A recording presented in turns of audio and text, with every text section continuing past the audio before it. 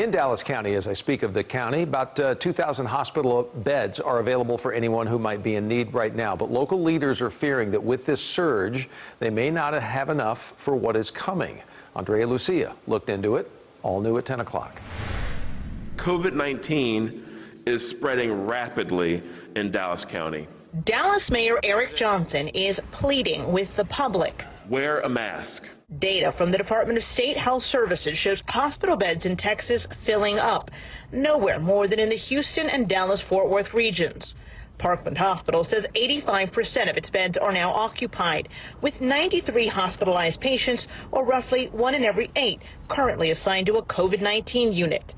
A hospital spokesperson says it'll add another 4 dozen beds for COVID patients by Friday. We want to make sure that we are not in a position where we don't have the hospital beds and ventilators to take care of our people. Mayor Johnson said the city, county, and hospital council will meet tomorrow to discuss whether to prepare the K. Bailey Hutchison Convention Center to serve as a temporary medical facility. There is a great deal of concern in Texas about ICUs filling up and about them reaching their capacity to be able to take care of patients.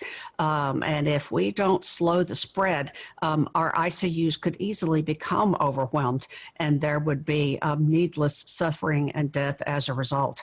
President of the American Medical Association and Fort Worth physician, Dr. Susan Bailey, says we all need to assume it is our own responsibility to control the spread of the virus. Regardless of the cause, the only way that we know that works to fight this is to wear a mask, wash your hands, and keep your distance.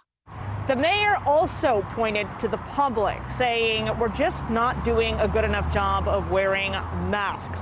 When asked if there's any action that the city could take, a spokesperson referred to its ability to limit public gatherings to 100 people or less. But he said it would be letting the county take the lead on that move. In Dallas, Andrea Lucia, CBS 11 News.